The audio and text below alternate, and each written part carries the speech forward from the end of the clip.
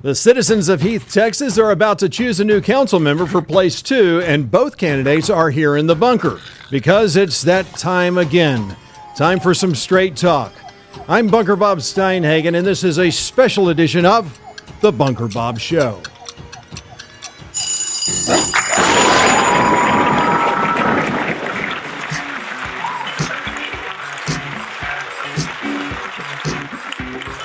Greetings, thrill seekers, music lovers, conversationalists from across the fruited plains of the great state of Texas. I am your host, Bunker Bob Steinhagen, bringing you an in-depth look at the two candidates running for Heath City Council Place 2. I'm grateful to have you watching today on the Bunker Cam via Rumble, YouTube, or Facebook, and welcome my podcast listeners who are out walking, driving in their cars, or wherever they're listening via Spreaker, Spotify, Google Podcast, Apple Podcast, Deezer, iHeartRadio, Podchaser, or Podcast Addict, just to name a few. Now, this is the fifth election season that I have held these forums, which provides candidates the opportunity to put their best foot forward, and is why, as I have always done, along with the invitation to participate, each candidate received a copy of the questions to help them decide if they want to participate, which also helps ensure that you'll only hear from serious candidates that are willing to answer hard questions. Now, rather than trying to cover countless questions that limit candidates to short-form answers, I focus on 10, including one that allows each candidate to speak to issues that may go unaddressed, all without time constraints so we can drill down to each issue.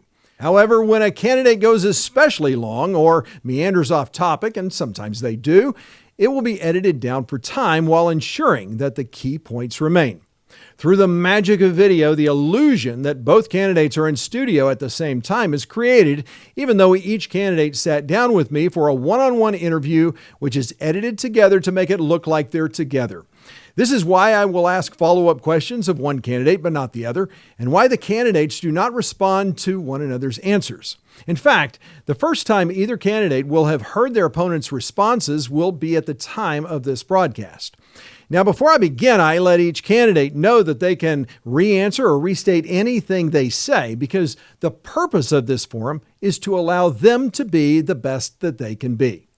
Now, this is edited to alternate who speaks first and last on each question.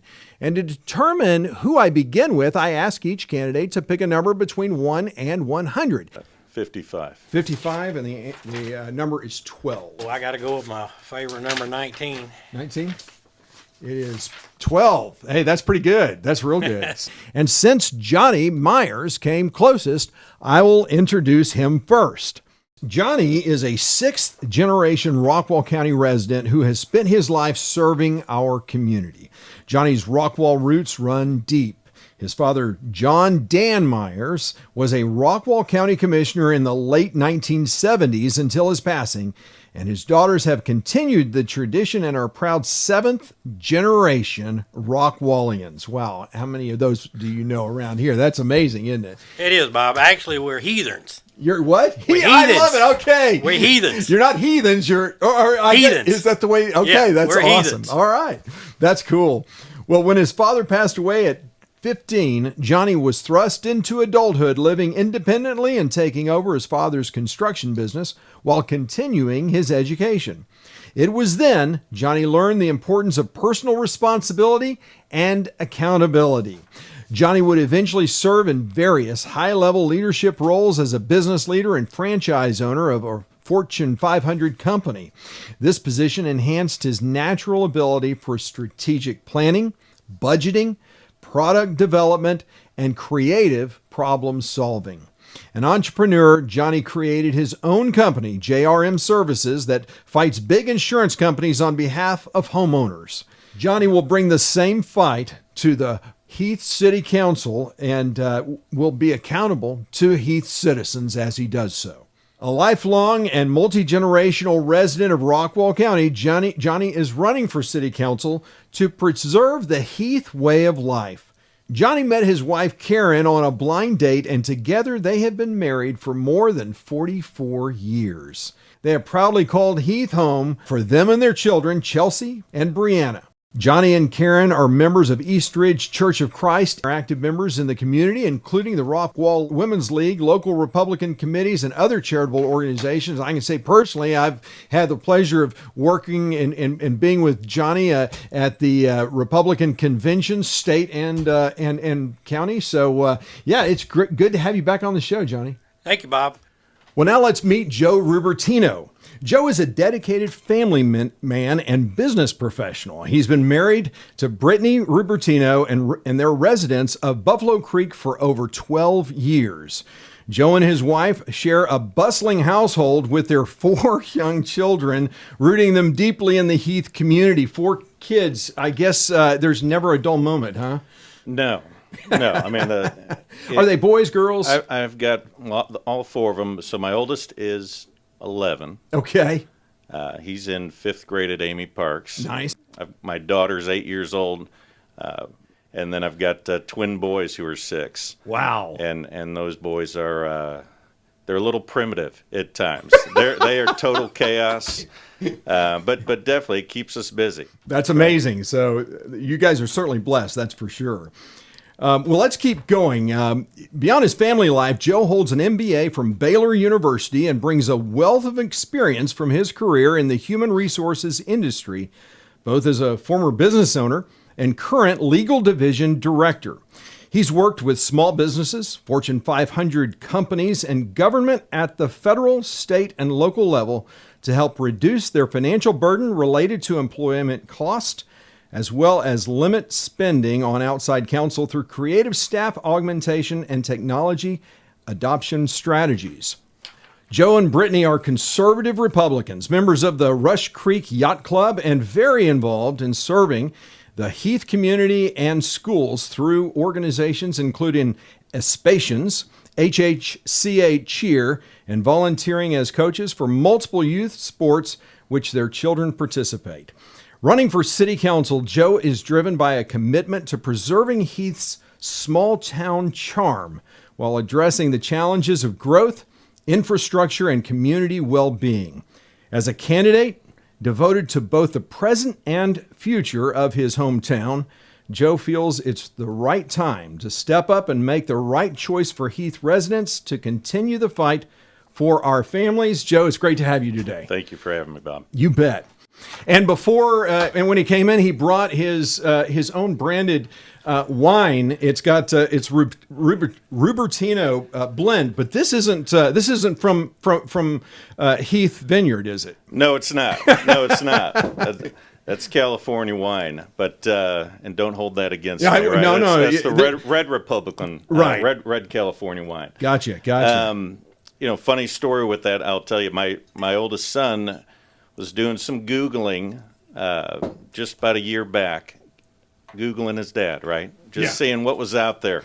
And he came across an ad for Rubertino red wine. I said, Dad, do we have our own wine? I said, what is this? So long story short, we do a little bit of digging, reach out and find that this family in California, if you go up our family tree back like 4 generations, there's some bit of a split there.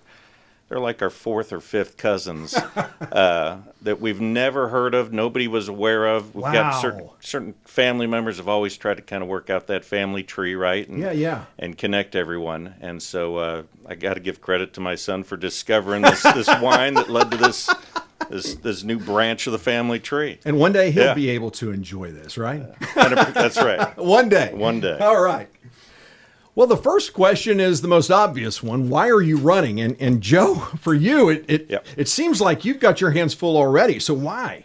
Sure do. Well, I'll tell you why. And what it comes down to, I'm reminded of before we had our first kid. I remember those conversations. You may have the same with your wife at the time, the idea of, is now the right time? Oh, we're not quite ready yet. We're not quite ready. Right? The reality is you're never ready, right? You just go do it. And you find a way to make the time, right? Similar concept with me. I met my wife down here in 2007. We met at the harbor, Okay, when you could still find a parking spot at the harbor, when you still, when you still enjoyed going down to the harbor, before it became overrun. But we made a commitment, and we loved this town. We started our family here. We moved into Buffalo Creek in 2013, and again, we built a family. We now have our 4 young kids here. I want to do my part to make sure I'm preserving the community that we fell in love with for them and that next generation as well. So this for me, it's my first time to step up and really get involved on a local level. That's why I'm running. I mean, this is about preserving our community, investing my time, making those sacrifices, make the time to show up for my kids, for other residents who are in the same position as me. Very good. Thank you, Joe. Johnny? Well, there's several factors in that, Bob. He's at a pivotal point right now. Of course, we're 8 years behind on water, 2 years behind on streets. And it's going to take some long thought out planning to get caught up on this. Going to have to think outside the box a little bit as far as some water. And again, that's going to be a big source for everybody in the future, I believe. So we're looking at some things now that will take us on into the future for that. Of course, roads, that's just a matter of funding. And we got to get out of some situations that we're in. And with the longevity that my family has there in Heath, I cannot sit back and not run to make the difference that my ancestors made carving out what Heath is here today. All right. Very good. Very good.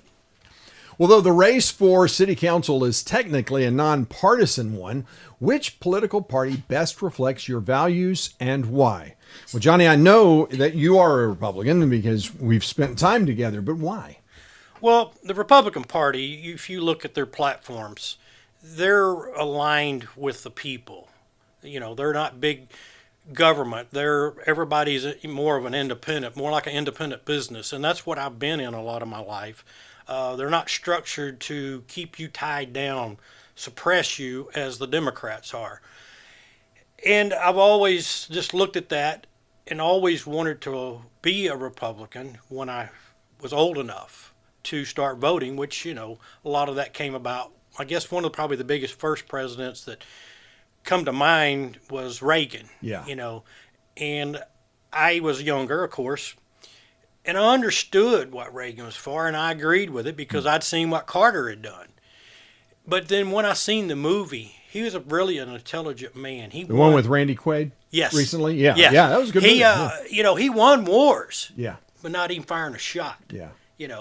But again, I'm of course, Christian family, Republican for 100%. Again, we participated in 3 conventions. We were active in the Rockwall Republican GOP. But we always try to support everything we can for the GOP, Rockwall GOP. Very good. Yeah. Thank you. Joe, you've already said that you are a conservative Republican, but why? Yes, sir. I think there's just some core values that come with it. There's the entire ideology, right, of what a conservative Republican is, and then there's just the core principles of limited government, fiscal responsibility. Want to promote economic growth, protect our personal freedoms, though, and liberty, right? So I'm all for the limited government component of this, all for promoting an environment for business that, as we're going to get to, is not dependent on government subsidy, right? I like free market idea. That's, at its core, what I'm about. That's why I'm on the right side of things. Excellent. Love that answer. Well, the next question is, what is your vision for the city of Heath? Joe, how about you? I think my vision for the city of Heath, I'm focused on responsible growth, right? We have a comprehensive plan. I think we need to do what we can to uphold that. And if there's always change, right? If there's changes to be made, I think that, we've got to have strong fiscal management. I think we've got to make sure we're maintaining the quality of life that we want out here, the right type of development, the the right type of, whether that's commercial, residential. Well, let's talk about it. I mean, what is the right type? Well, the right type, if you tie into you look at our comprehensive plan, we start talking about what's the right type of development here and maybe focus on residential. I met with our current mayor for a few hours over coffee, go through some of the ordinances, go through some of the recent things that have been pushed through that promote the right type of custom home builders coming into this community. We have ordinances in place that we're looking at 1+ acre lots.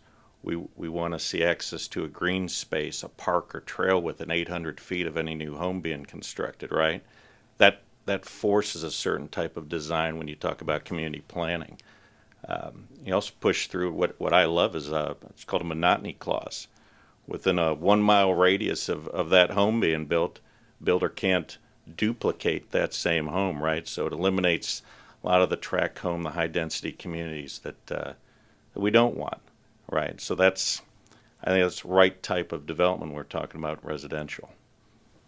Very good, very good. Did you get everything you wanted to say on the vision? I think so. I mean, I interrupted you. I didn't mean to. I think beyond that, I mean, my notes here, I don't want to say it's fluff, but I mean, want to continue being a great place to live, right? I want to keep Heath. It gets used way too often, but I mean it. I've got some notes here. Again, with the right leadership, we can ensure that we stay on that path, that it remains a thriving, family-friendly community. Excellent. Thank you, Joe. Johnny? Well, my vision is, Bob, everybody's going to have a different vision. But as I've been talking to people, it's been called a gym. It's been called an oasis. It's been called a gem? A gym. Oh, a gem. Like a gemstone. Like yes. a gemstone. Gotcha. Yeah. Yes, okay. I like that. Yeah, and it's been called an oasis, you Sure. know. And people have talked to and said, well, we want to keep it the small town charm, And like I told you, we're at a pivotal time here on this to where we got to make some smart decisions about Heath.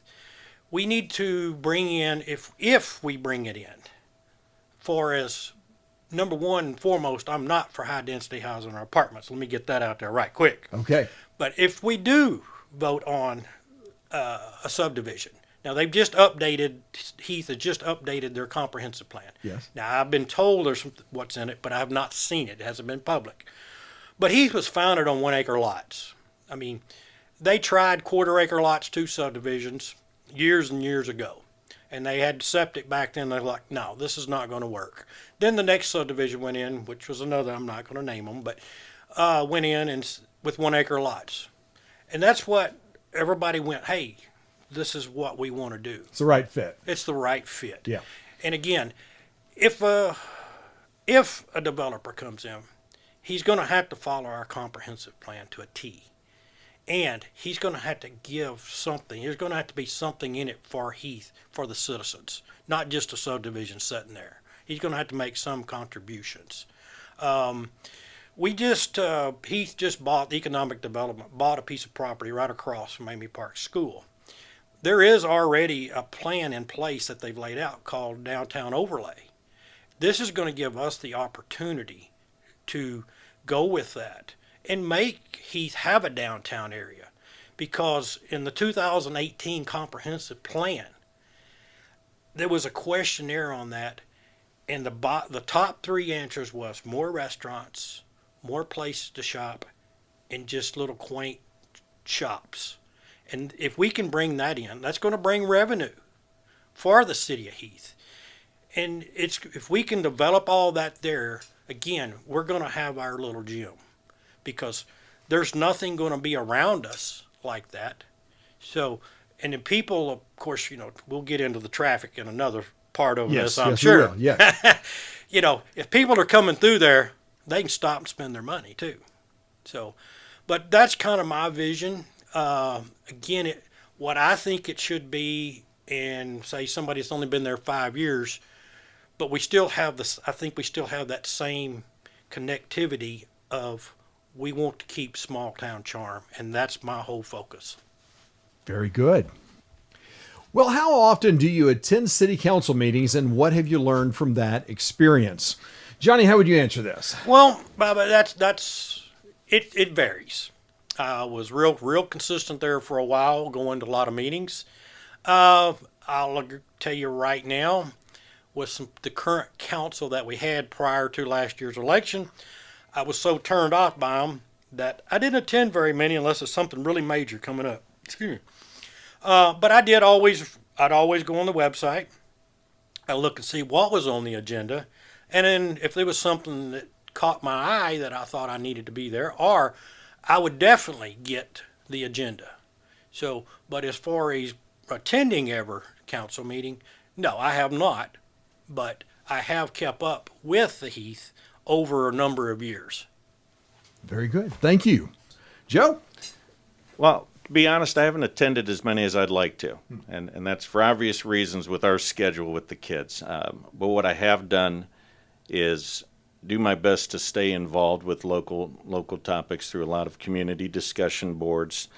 Our current council does a great job of live streaming council events, saving them to video to be able to go back and review some of the decisions that were made. So you've gone back and watched a lot of those. Gone back. Okay. I've gone back and as I mentioned, making time to go out and sit down with our current mayor, reach out to other local leaders on the EDC, get brought up to speed on the issues that are facing us. Just because if I wasn't able to make it on a Tuesday night, it doesn't mean that I don't have an hour on a Saturday morning to catch up. So I've gone out of my way to get educated on these issues that are facing our community, and a lot of them we see it. We see the challenges facing us with traffic through this town, right? We've seen it with development, and I think that's where my involvement, from what I have seen on some of these, I've seen, if I'm going to talk about what I've learned, I've seen that there's still a lot of politics at play that are quite frankly, they're fat, needs to be cut out of the decision-making process. I come from a world that's very process-driven. We don't have enough time. I don't have enough time throughout the day, right, to get my job done. Is there a meeting getting in the way of that breaks momentum? Does it need to be a meeting? If we've already agreed on something, why do we have to keep talking about it? Put the vote through, move on to the next topic. Let's just get the work done, okay? And I feel as though I've seen enough of the back and forth, the jockeying, the optics.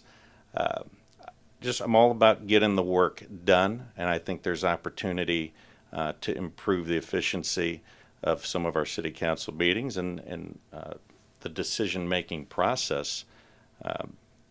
Everyone on this board, everyone on city council, everyone's got a decent level of business acumen. I think they all can appreciate somebody that wants to come in and just get down to business and not be in the game for their own personal interests, to turn around and try to make it seem like this was all you and take credit. It's a team up there, right?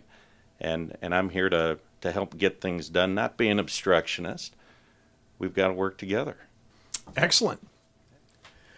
Well, the one issue that concerns every citizen in Rockwall County is the exponential growth, which includes housing, commercial development, traffic congestion, and of course, growth in government, which means higher taxes, and is why we're going to tackle each in turn. So let's start with the explosive growth in housing, like master planned communities or multifamily apartments and townhomes. Do you think the city is on the right track when approving these new developments? And are they contributing to or taking away from the lifestyle that citizens of Heath desire? And why or why not? Joe, how would you answer this? I think we're on the right track. As I mentioned, with our comprehensive plan, the ordinances we have in place for the types of communities we want to see built, our 1+ acre lots, the access to green space, the monotony clause. We've got a current game plan in place that limits high density. We're not for it. I'm not for it. We're on the right track with it. I think every community that we see going up, everything that's planned adds to the charm of Heath. Everything is everything's very nice. The new home communities that are being built, I think really attract the type of families we want to see here, people with similar values, because you want your kids to grow up in a community. That's why we moved here. You want them to grow up with people that are like-minded, good core values, good Christian values. I think this city, our current plan, promotes those type of families to move here. How do you maintain that, though? How do you protect that? Well, you protect it by enforcing your ordinances, right? By sticking up to that comprehensive plan, by not backing down because somebody's putting pressure on you with some sort of incentive, making sure there's no personal interests involved, trying to push change that might bring in the type of undesirable home builders that we don't want here. So I think it just comes down to having a backbone, sticking up and enforcing the game plan.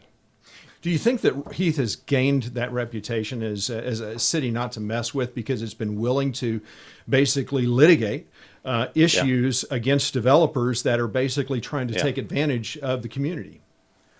I think we're getting there. But here recently, we still had somebody submitting. They're trying to get on the back of that, the big issue going on right now at the state level as far as them taking over zoning and pulling that from local government. I saw somebody had petitioned or put in for an application trying to get ahead of some subsidies for that type of low-income housing, and they were trying to put in for some of that property right across the street from City Hall, that idea, and I know it was shot down and ran out right away. So, yes, I think we're getting that reputation, but is it going to stop people from looking to gain a system, make a profit? This people that are doing that, they're in the business to build those. They're going to go out and they're going to keep pushing, and that's their job. That's what they're going to do. They're not going away.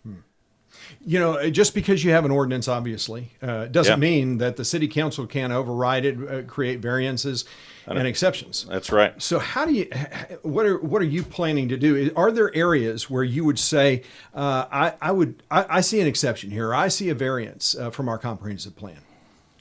I think when it comes to high density housing, no, for me there is no exception where I could see someone changing my mind on why we should put in an apartment community in this town. No. Very good. That's the way you say it. That's just right down the line. That's awesome. Johnny, how about you? Well, the first part, Bob, you said economic growth.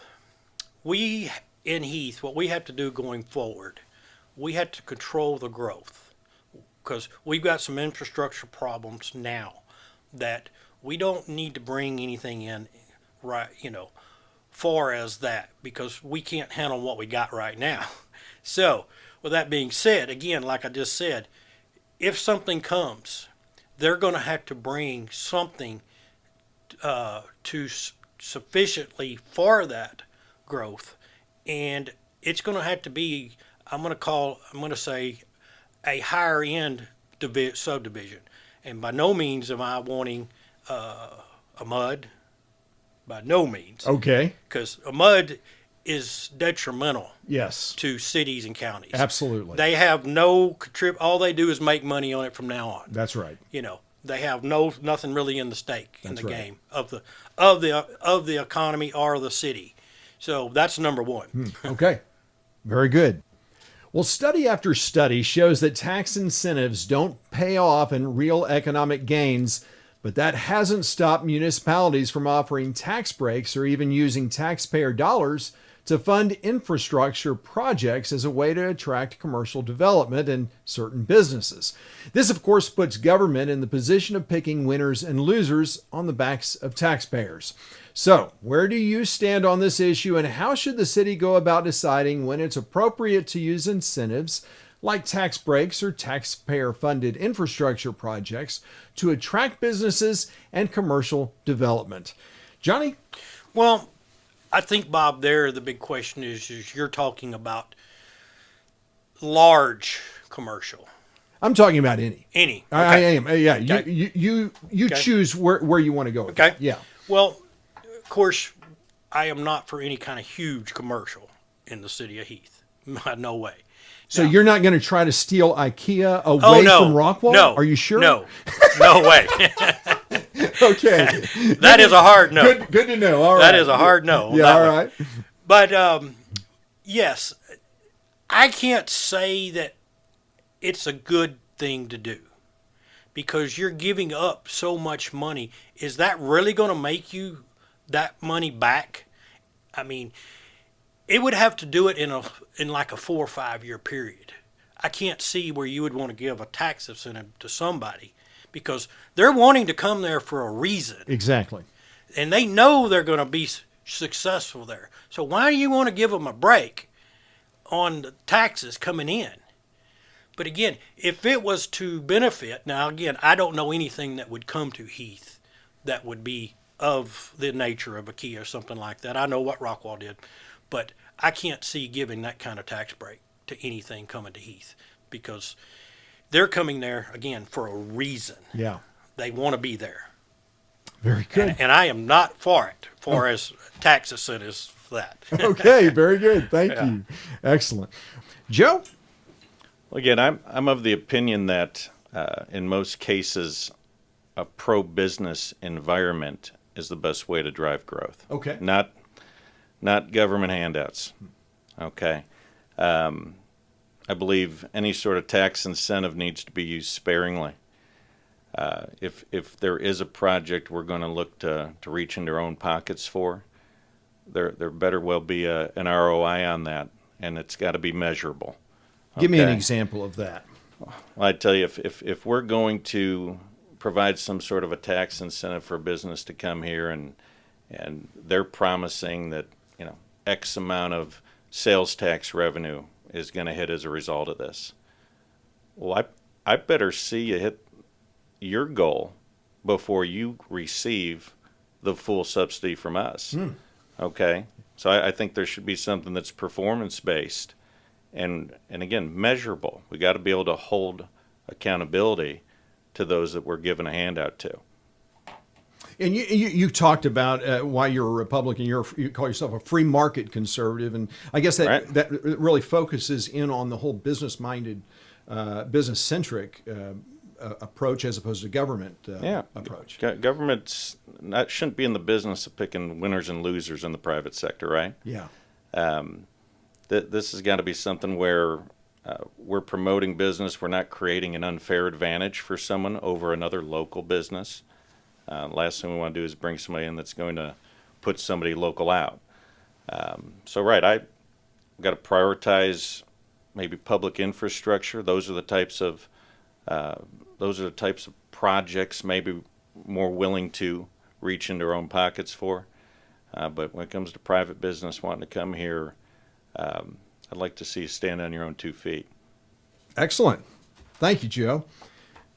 Well, it seems like regardless of where you live, traffic congestion is getting progressively worse, which is beginning to have a real impact on the quality of life for many. What can the city do to improve this problem, or more specifically, what will you do as council member to address the increased traffic congestion that's agonizing for so many? Joe? Well, Bob, there's a lot of factors when it comes to traffic congestion. Can't exclude safety as well as a result of that congestion. So what I've seen Heath become is a pass-through town for a lot of neighboring communities, right? Most of the traffic coming through morning, evening is just zipping through to get to their homes elsewhere. I think we've got to look at a number of things. One, increasing our police presence, always a great start. Okay. In addition to that, I'd say we need to probably take a look at other cities who have gone through similar challenges over time. South Lake, I know, always gets thrown out as another example to look at for Heath.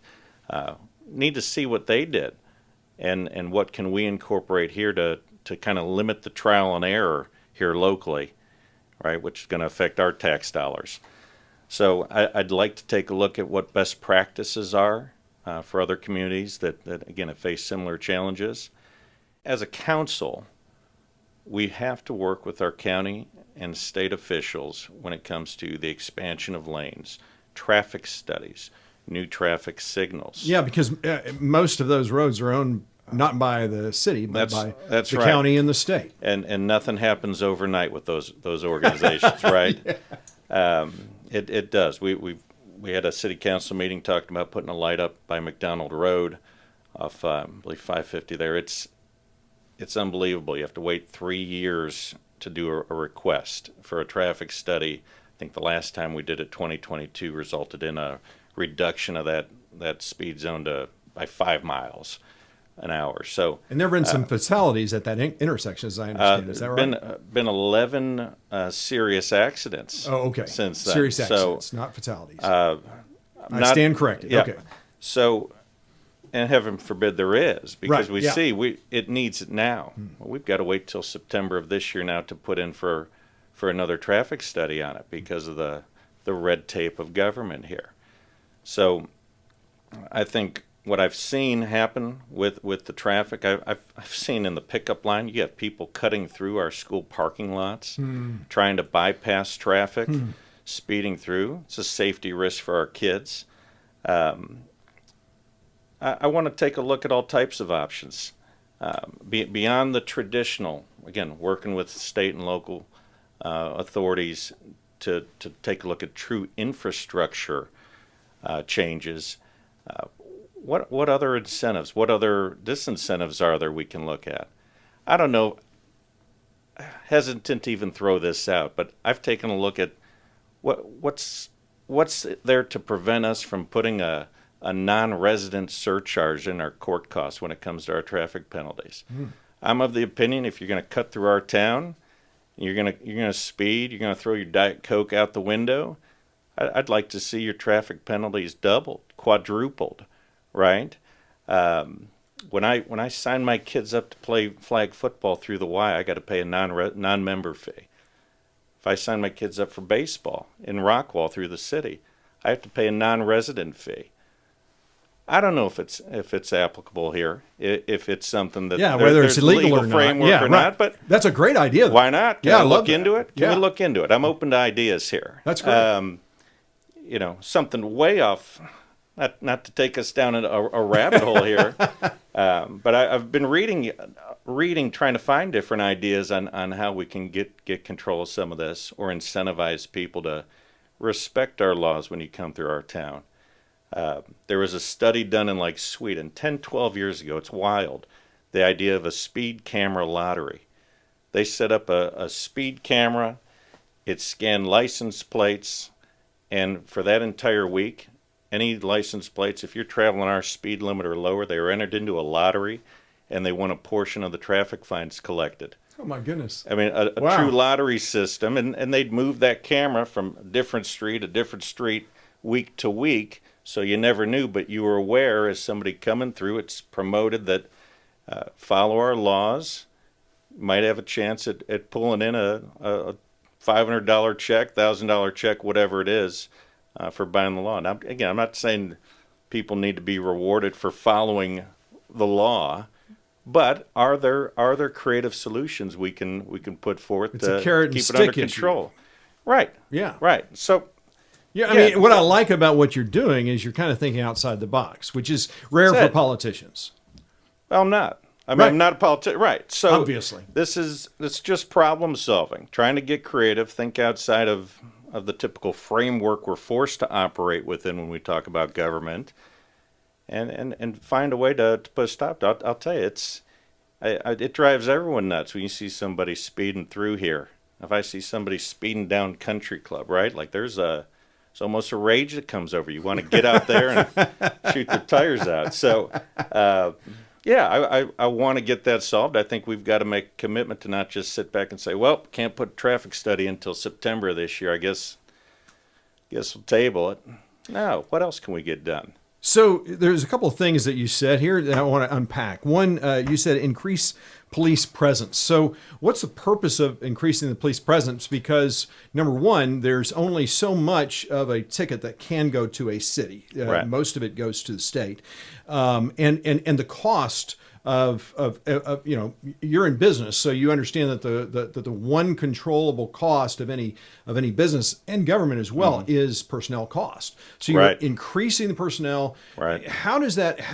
What is the purpose of increasing police presence, especially since Heath has one of the lowest crime rates in Rockwall County? Yeah, and we want to stay that way. Yeah. Well, the purpose is the visibility. Everyone knows if you I could park a police car on a ridge unmanned and just people seeing it, everyone's going to hit their brakes, right? I think that's what it is. It's the optics. You want people nervous driving through our city that if they don't put their blinker on, we might pull them over. That's what I mean by police presence. But you're right. When it's about police presence and increasing it, it's more optics. It's people being aware. No different than a developer coming into this town wanting to push for an apartment community, knowing that don't mess with Heath. They're not going to tolerate it. They're going to run you out of that city council meeting. I want that same mindset with anyone cutting through our town. Don't mess with us when you come driving through here. I know you got to get home, but Ridge isn't set up for you to go 70 miles an hour. We got schools. We got a lot of kids. It's not that type of community. Excellent. Johnny, how about you? Well, we have to look at where we are. There was a bond passed, I think it was 2020. The county passed for a bond, $128 million. On the roads. On the roads. Yeah. Now, the wisdom of the prior council said we don't want that money because their thinking was, well, if we don't do anything with our roads and somebody else does it somewhere else, these people are going to go around. They're not going to come through here. Well, I disagree. They're going to still come through there. If you look at the growth of Rockwall County, we're still on track. You know, we're sitting, I think, about 110, 114. You know what, 6 years ago, about 8 years ago, we're at like 100. So we're still on that growth. And that's been predicted to be around 250. Now, that's all of Rockwall County, not Heath. 250,000? Yes. Yeah. Yeah. But and where are you now? And as far as Heath, yeah, I think we're 7, 8, like right around. It's 8,000. Yes. And you're going to grow to 250,000? No. I'm talking about Rockwall County. Rockwall County. Okay. Rockwall County. Okay, gotcha. No, Rockwall County. What I'm getting at here, Bob. There's going to be a lot of growth around us. Absolutely. That them people are going to keep going through Heath. Mm-hmm. We can't control that. So I've already talked to 2 of the commissioners myself. I'm not elected yet, but when I am, I've already talked to them. Look, could we possibly still get back on the good graces, get the money, use that money to help with Heath as far as the state roads? Now, that money cannot be used for Heath city roads, right? But it can be used for the state roads. Yeah. And with that being said, 740 was widened all the way to the red light down right there at Hubbard and Lawrence. It was slated to be widened all the way from there all the way to the county line. Well, they did not take the money, the prior council. So that is dead at this moment. Now, Kaufman County has already been in talks with the state. They're going to widen that road from Kaufman County line all the way out to Interstate 80. So here you are. 4-lane road, 2-lane road, 4-lane road. It's going to create more congestion. So, I mean, the argument, is obvious that, you create a bottleneck by doing Correct. that. And with the way technology is, and I don't know if you use the like Waze or Google Maps or Apple Maps, I mean, it basically will route you around the slower traffic. And if you're basically a bottleneck, why would that not route people around? Why wouldn't that be a better thing? Well, the problem is, Bob, is to route it around, they would probably have to go some 10 miles probably. I haven't measured it, but I'm going to guess on anywhere from 8 to 10 miles around. But they're going to have the same situation there. And what it is, Bob, is we get a lot of traffic coming from the Forney area over on the south side of 40 coming. They're going to North Dallas. They're cutting through there. They're cutting to 30. Then they're hitting 190. Can't say I blame them, you know. But them people, they're not going to go around. You know, that's their way to work, and that's their way home. They're going to keep going that way because they know there's no other way. Now, if all of the roads were done at one time, which we know that's not going to happen, then we might have a situation where ways would probably benefit them. But we don't have that. So, Okay. Very good. Yep. Thank you. Well, President Trump initiated the Department of Government Efficiency, or DOGE, which not only uncovered outrageous waste in our federal government, but also exposed an entirely new generation to the reality best articulated by President Reagan, who said that government is not the solution to our problems. Government is the problem. So, what is your philosophy about municipal government growth, and where do you draw the line between what constitutes an essential government service that warrants taxpayer funding and wasteful spending that should be prohibited? Johnny, how about you? Well, you know, in a small city, that I don't think you're going to have as much misappropriated money. Okay, because usually in a small city, you take Heath, still in a fairly growing area, of course, around us, that there's always, you're really tight on your budgets. Okay, but with that being said, I don't think we're in that situation because, you know, we have right now, even in Heath, we have 36 policemen. Okay, we're ranked 7th in the state of Texas as far as safety. Now, aren't they cross-dressers? They're both both police officers and Correct. firefighters. They call them cross-dressers. Yeah. Yes, we are. They had to be triple trained. Yeah. Police, fire, and paramedic. Yeah. They have to be. Now, that to me is a great ideal because I haven't run the numbers, but I've heard that to have a full-time fire department, it's very costly. Yes, it is. And that's something we're not doing. But what we got to get to, Bob, is back to the whole question. You said you're not doing what? Full-time. You said a full-time fire department. For full-time fire department. They are full-time. Yeah. Okay. They're full-time police, fire, and paramedic. I don't want people to get the Yes. idea that No. your fire department's part-time, because they're No. full-time. They're full-time. Correct. Yeah. They're triple trained full-time. But in most cities, firefighters are 1 day on, 2 days off. Correct. That's not true for Heath. That's correct. They're 1 day on fire, but they're also Police. yes. Yes. So Yes. on the other days, yeah. What I'm talking about is a self-sufficient fire station that has firemen only. Gotcha. One thing that we got to do in Heath is we've got an intern again now for a city manager. Your city manager is a real crucial part of a city. They're the ones that they're taking care of all of the departments, looking at them, making them run to the efficiencies that they need to be done, and holding them accountable. And that's one thing that we have to do is get a very good city manager to take us forward into the future with Heath. Yeah, because because of your home rule, so Correct. you have a city manager form of government. So the city council acts more as a governing board. You're Correct. not a managing. The buck stops with the city manager. Correct. You hire and fire that one position. They hire and fire everyone else. Correct. Basically. Yeah. So that's a good point. All right. Yeah. Thank you, Johnny. Joe. Well, if it's not protecting life, liberty, or property, I guess why are we paying for it? To me, government's gotten way too big, even at a local level. Too much spending, too much red tape. We talked about TxDOT and what a nightmare that can be to work with them. Local infrastructure. If it's not directly protecting our property, life, community health, why are we paying for it? Not a fan of big budgets going to waste like that.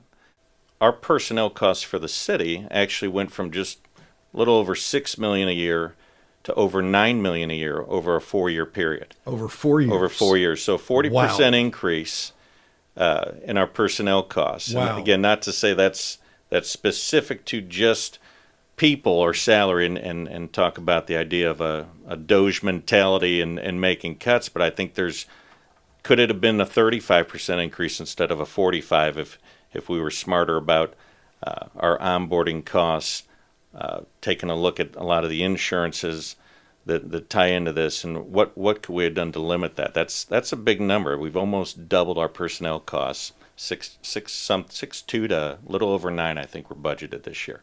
You know, I think both of you have the same mentality of limited government, but it is interesting how government looks at things that differently than a business. When business does something wrong or something doesn't work, they basically stop doing it. They cut back and they pull personnel. When government fails at something, they basically say, well, let's put more money into it. Right. And so this is a kind of it feeds upon itself. And so that kind of goes to what you're saying there. Yeah.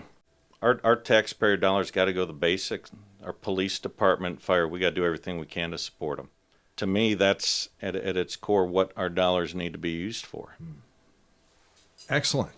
Well, property valuations have increased at such astronomical proportions that every city in Rockwall County has continually lowered the municipal tax rate year after year while still increasing revenue. Under what circumstances would you support an increase to the city's tax rate, and would you support an increase for the next fiscal year? Joe? Well, great timing. Just received my appraisal past week, right? Yes. It just came out. Yeah, we all got them. That's true. Minor bump, so nothing crazy this year, at least for me. And what I would say is I think you're exactly right. Done a great job year over year as property taxes were going up, lowering that. I'm sorry, as valuations. Valuations Yes. are going up, I know what you mean. lowering those property taxes to keep the dollars the same per household or per property. So I think that's from a budget standpoint, it makes sense. Big fan of it. Actually, Heath, this past year, we actually did take on an increase, and that was due to a dip in property valuations. So minimal, though. We're still far below. I had the numbers here. Our tax rate, we were at 0.389 per $100 in 2018. We're at 0.277 as of 2023, and I think this 2024 we're at like 0.29, so we're still far below where we were years ago. But I think that's the right way to keep things balanced right now. Absolutely, if property valuations are going up, we're not here to take more out of our residents' pocketbooks, right? So I think for me to consider a raise in property tax, we'd have to see a significant decline in our property valuations or some sort of black swan event, right? But no, I mean, not for, based on what I have seen with recent valuations, not for raising property taxes. Very good. Thank you, Joe. Johnny? Until we get our base rates, which, I mean, taxes just came out, and, Yep. it tells you right on there, this is not 100%. This is the estimated. Until we get our base rate, what we're going to be working on, it's kind of hard to answer that question. But I am not for any kind of tax increase if we can work, the city can work on a balanced budget and have some rainy day funds, then there's no reason for us to have a tax increase. Now, I can't tell you 10 years from now what's going to happen. Sure. But That's what I'm asking for this next fiscal year. for the next fiscal year, no, I am not for a tax increase. A tax rate or increase. tax rate Yeah. increase. Now, again, we can't do anything about The property assessment. values. Exactly. Yeah. Yeah. Yeah. But each city, what I understand, I believe each city does have a person that is on the board. Well, you elect. Yeah. Yes. The city councils get to elect who. We get to yeah, elect. That's right. Correct. Yeah. So we do have a semi say in it. But when I I said assure you, semi, I assure you that Yeah. that is nothing. So no, yeah. exactly. But again, no, I would not support a tax rate increase. Very good. All right. Well, are there other issues that we haven't talked about that you plan to address if elected? Johnny? The one main thing, and we hit it on it a little bit while ago, we're still in a lawsuit with North Texas Water. The city of Heath is. And what's the lawsuit about? It's about trees, Bob. The North Texas Municipal Water District has a sewer line that runs from Rockwall down through what we call Buffalo Creek area, Creek Bottom area, and there's 3 participating cities on that sewer line: Rockwall, Heath, and Forney. Well, that sewer line was getting up to capacity, and they said, "Hey, we have to come in and put a bigger sewer line in." Okay. Now they still owned that line; they still owned a certain amount of easement there. Okay. So they said, okay, well, we'll pretty much put it in and we'll divide whatever your usage is, take the total usages for everyone, whatever your percentage is, then it's going to be a joint project for all 3 of you. Here, we can't give you an exact cost, but this is approximately what you're going to owe. Well, they came in and said, here's what you owe. City of Heath says, well, I don't think we can pay that much. And they says, well, this is what you owe. This was talked about back in 2017. This is when we laid all this out to you. So they were sued. Well, Heath countersued for trees that they took out. And I don't know if you ever looked at their Heath ordinance, tree ordinance. It says subdivision only. Does not apply to a homestead or not a subdivision. Now these trees are in the bottoms. And again, think about this. You're putting a sewer line in. You can't have trees within so many feet because of the root system and stuff could possibly get into and damage that. So they had to take out a certain amount of trees. And this is for the betterment of Heath. But the city of Heath has lost 2 court cases on it and has appealed again. And where it is now, we're still not going to win on this.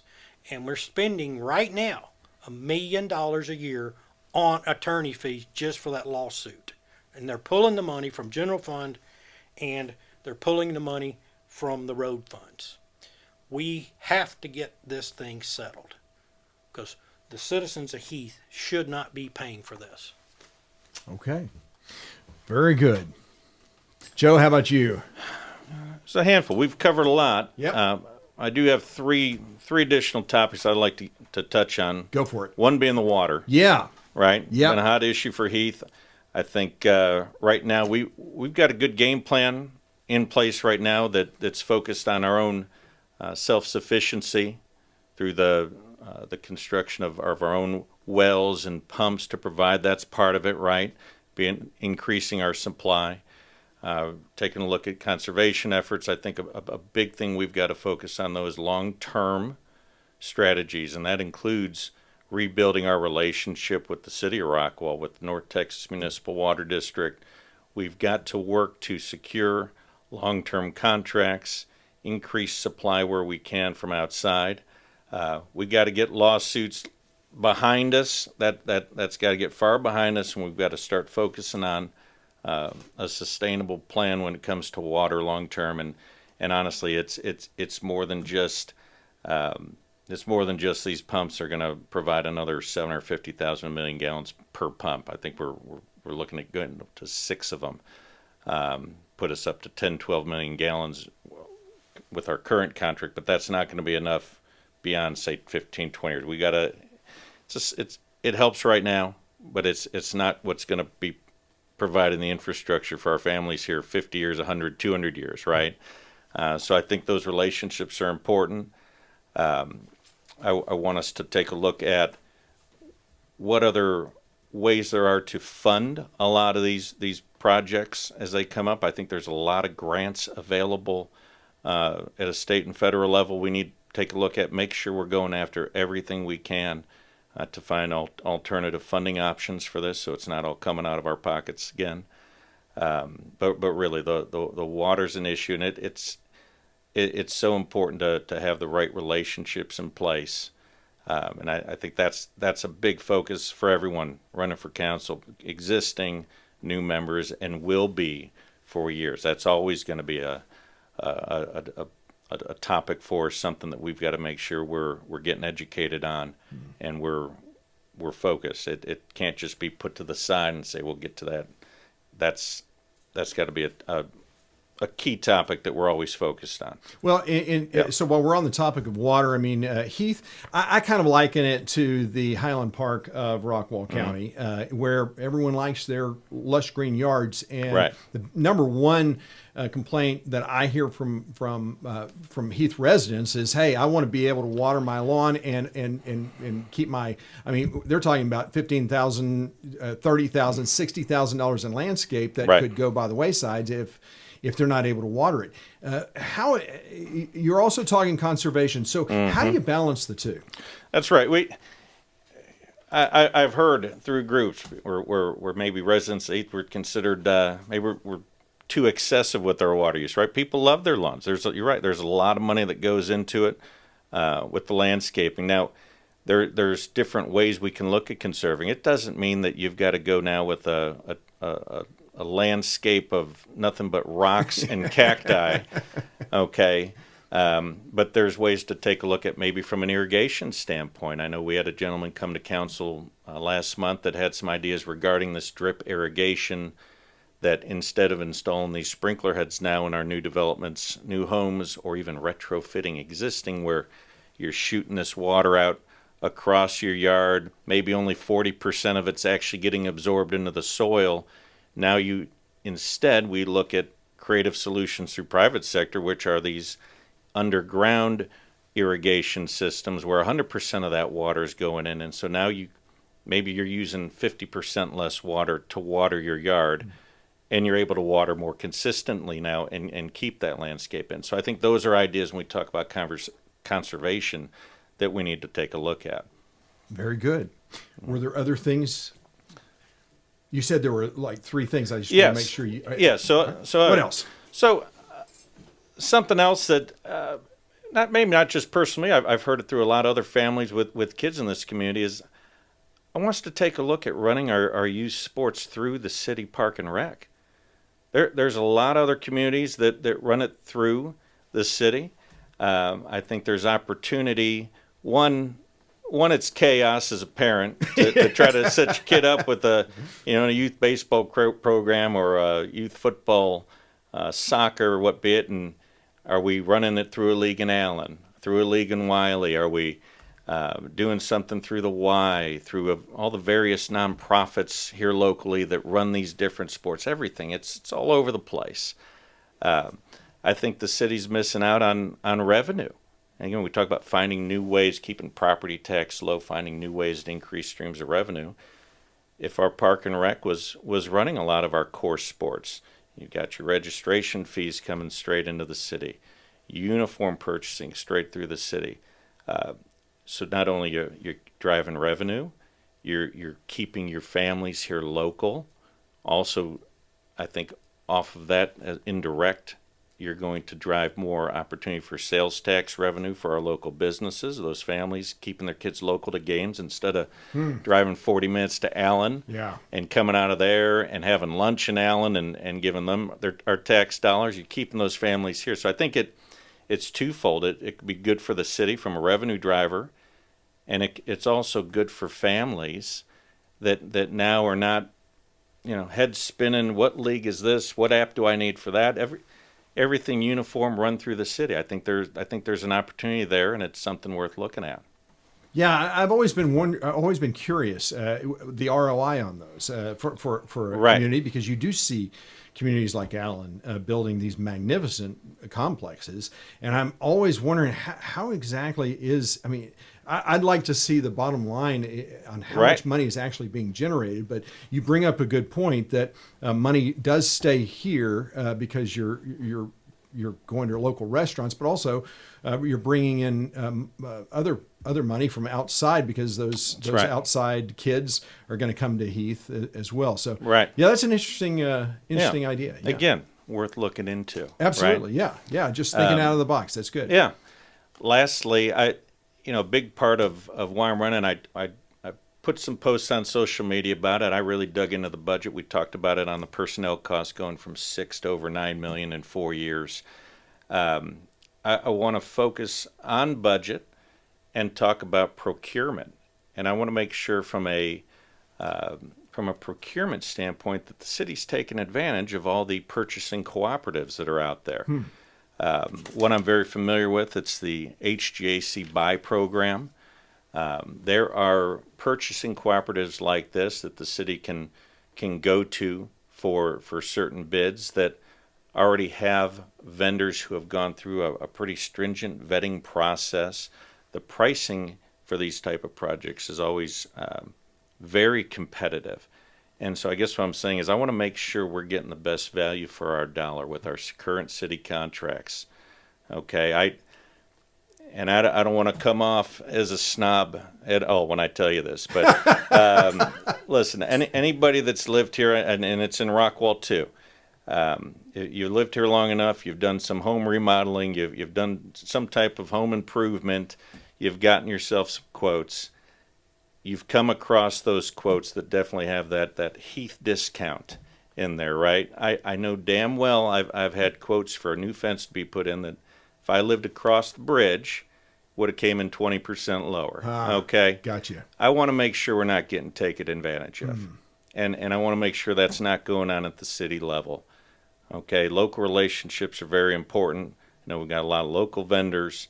But I don't think there's anything wrong. Any good business person is going to sit there and say, you know what, you owe it to yourself, you owe it to your community to shine a light on that and inspect your business, keep people honest. And again, I'm not saying that's what's going on right now with our current contracts and our current relationships, but we got to be loyal to the business, be loyal to the city, inspect it, make sure, again, nobody's taking advantage of us when it comes to a contract, when it comes to pricing, and see what we can do to curb those costs.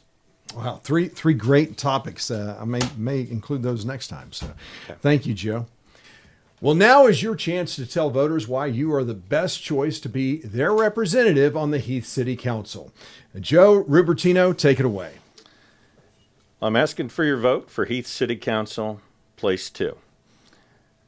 My wife and I chose to raise our family in this community because we love the charm, we love the school systems, the safety of this town, and like-minded residents.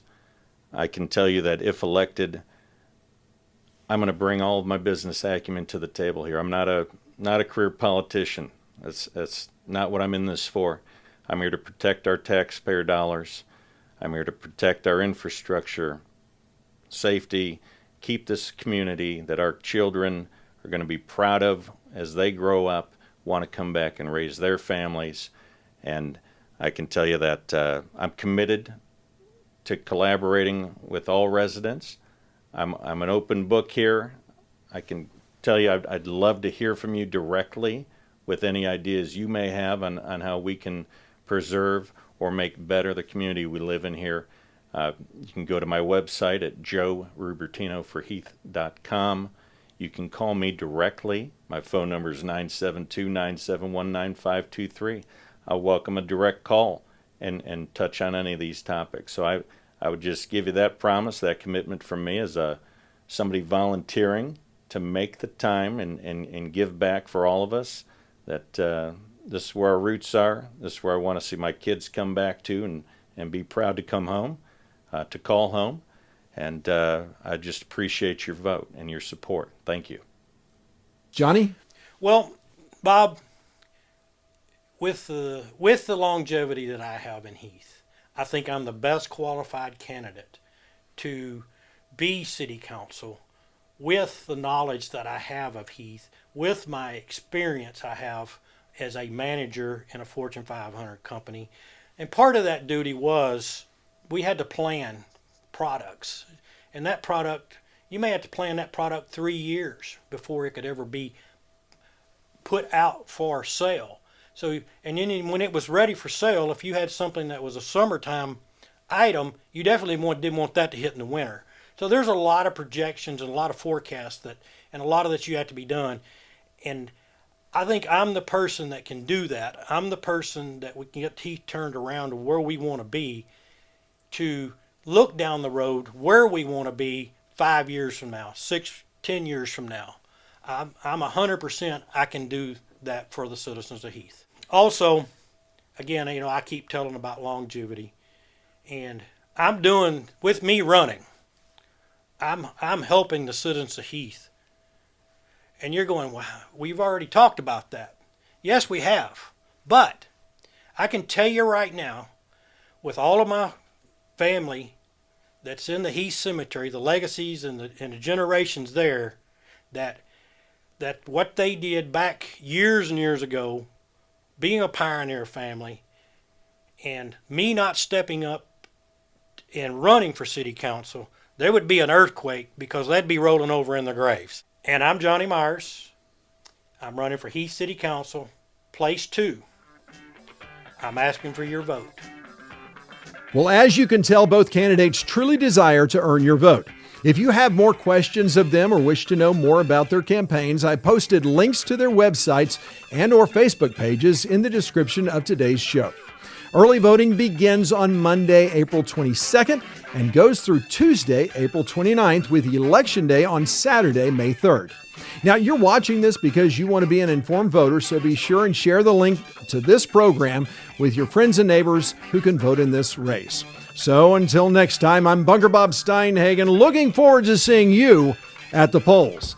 Blessings.